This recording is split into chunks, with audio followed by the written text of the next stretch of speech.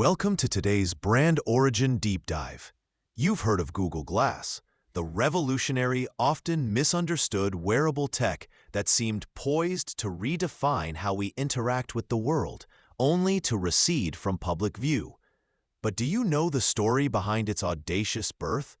How a small, intensely private project within the tech giant aimed to literally overlay the digital onto your everyday sight, sparking both awe and apprehension? This isn't just about a gadget. It's a tale of visionary ambition crashing into unforeseen realities, a moment where the future felt both tangible and terrifyingly close. If you find value in this kind of storytelling, consider liking the video and subscribing. It helps more than you know. Tell us in the comments below where you're watching from, or what your initial thoughts were when you first saw Glass or heard about its potential. Let's dive in and discover how it all began. Imagine walking into a forgotten research lab years later. Dust motes dance in stray sunbeams slanting through high windows. Prototypes sit on shelves, covered in cloths like forgotten sculptures. You reach out and touch a cold, early frame, heavy, crude metal compared to what came later.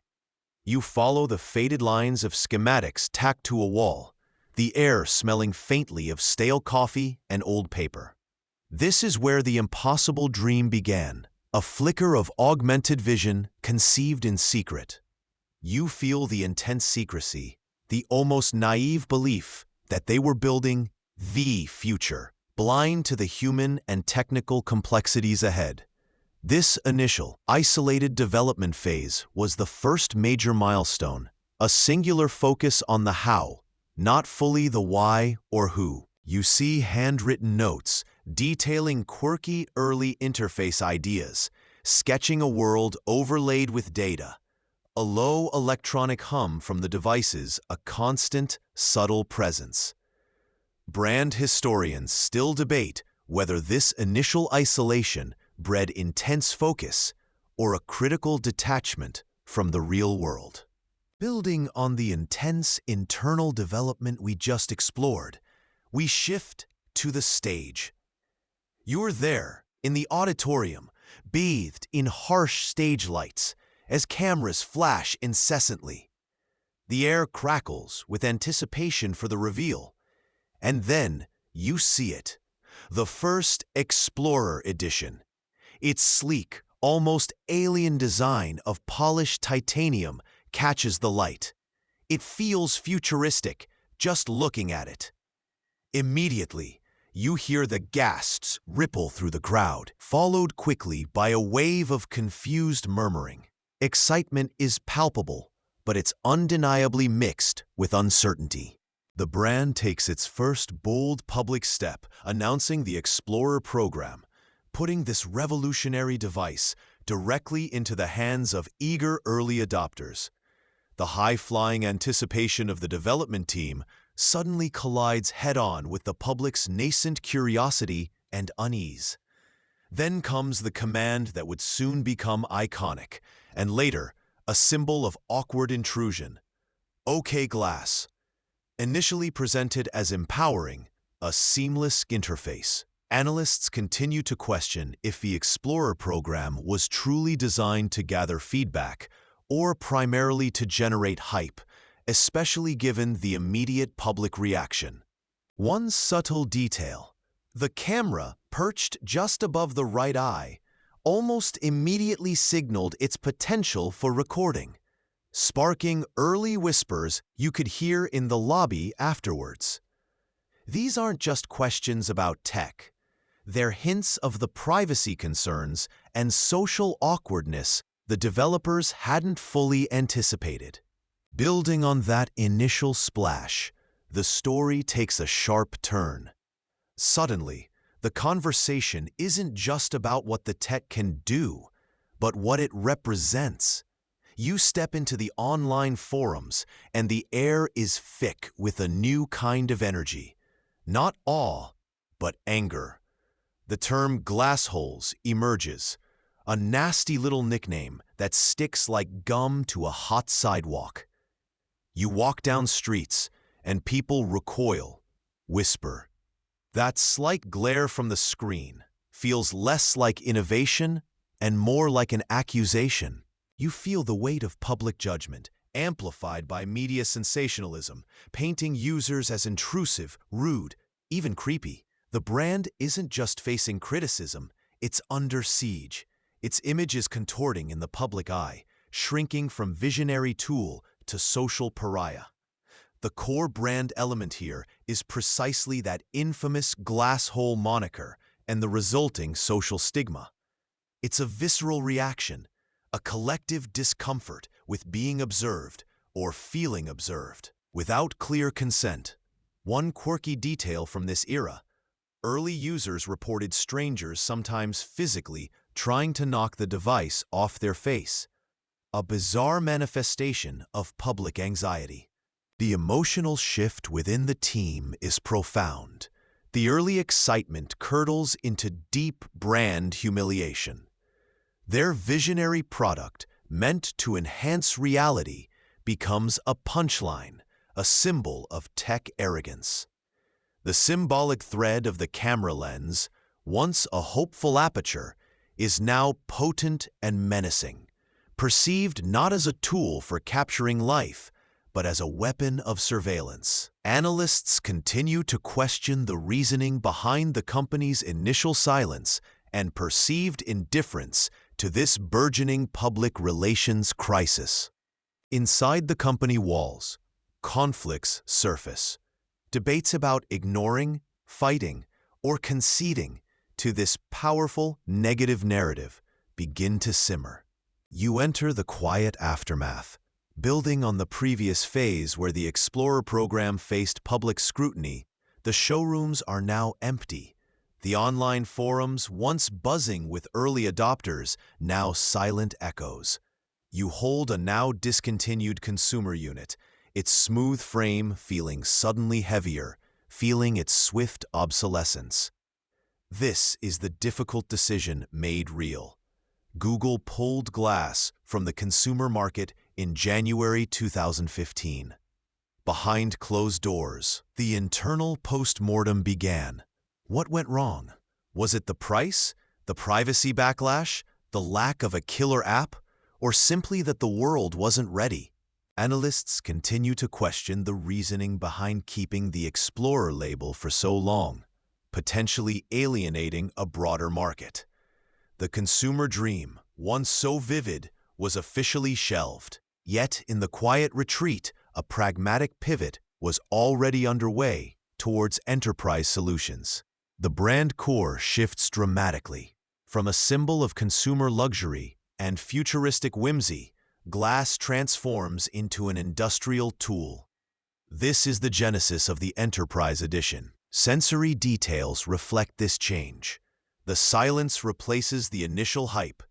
The emptiness of the consumer market spurs a search for a viable niche. The design of the new version becomes functional, less glamorous, a tool built for work environments, not cafes.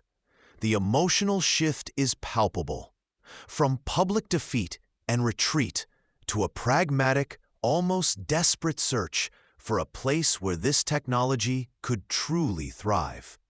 A quirky, lesser-known detail from this period involves early enterprise prototypes being tested in noisy, dusty factory floors, quickly revealing how impractical the original consumer audio and display setup was for real-world industrial use cases.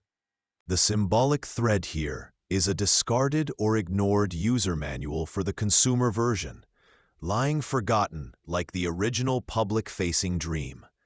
Foreshadowing emerges in the quiet reorganization. Teams disbanded, careers impacted. The lingering question of what went wrong, beyond the technical or marketing missteps. The human cost of a bold vision meeting harsh reality. While the consumer world moved on, dismissing Glass as a failed experiment, you find yourself in a different reality.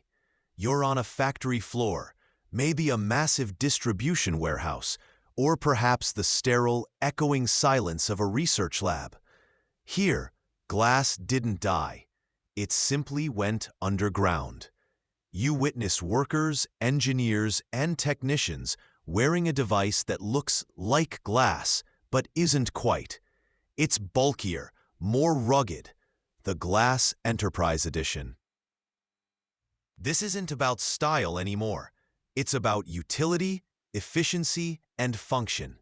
The brand core shifted entirely, focusing on sustained, almost hidden development for specific enterprise use cases. The ambient noise here isn't the city chatter or cafe buzz of the early days. It's the clank of machinery, the whir of conveyors, the measured footsteps on concrete floors. And underneath it all, if you listen closely to the unit itself, you might catch it, a faint, persistent hum, a ghost of the original versions, a subtle reminder of its lineage. The emotional landscape is one of quiet survival and practicality, a stark contrast to the flamboyant fanfare of its debut. The major turning point wasn't a product launch, but a silent internal decision, a strategic pivot detailed in internal memos, some say leaked years later, outlining the abandonment of the consumer dream to focus solely on B2B viability. Analysts continue to question whether this was the only path, or if a different consumer strategy could have worked. A peculiar, lesser-known detail persists even in these industrial units: a specific software interaction flow for accessing notifications that mirrors the awkward head tilt required on the original Explorer edition.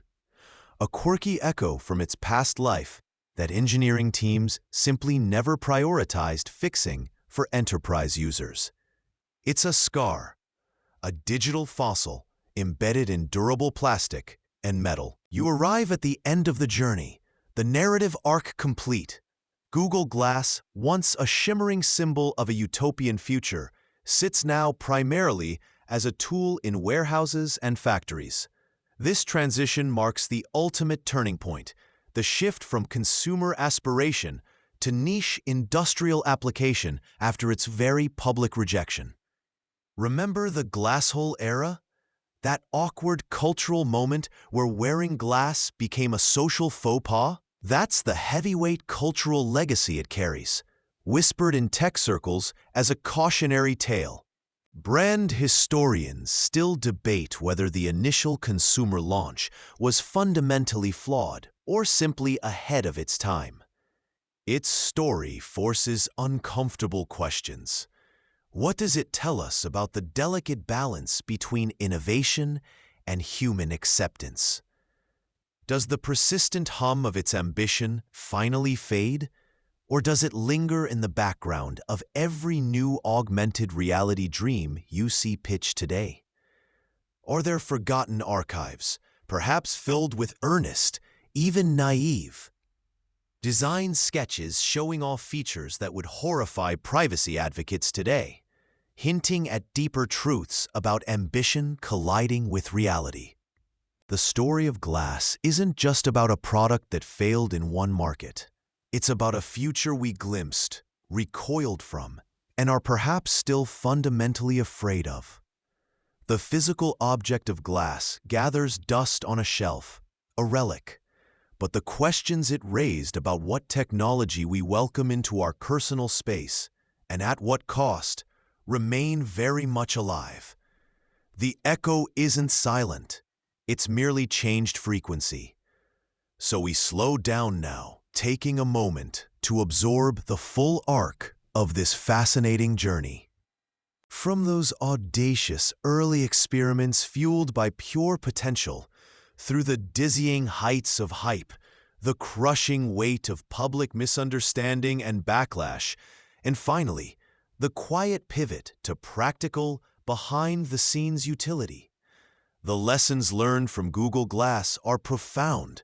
They speak volumes about the challenges of introducing truly novel technology into human society, about managing expectations anticipating social impact, and the vital need for clear communication and trust, not just flashy features. The cultural symbolism of glass endures, not as a triumph, but as a complex, sometimes uncomfortable, symbol of ambition, perhaps outpacing wisdom. It's a relic reminding us that technology is never just a tool. It's a mirror reflecting our hopes, our fears, and our willingness to adapt.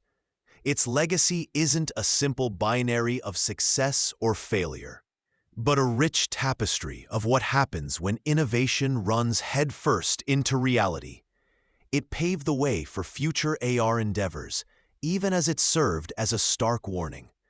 And maybe, just maybe, the soul of a brand is never in its product, but in the people, stories, and stumbles that shape it.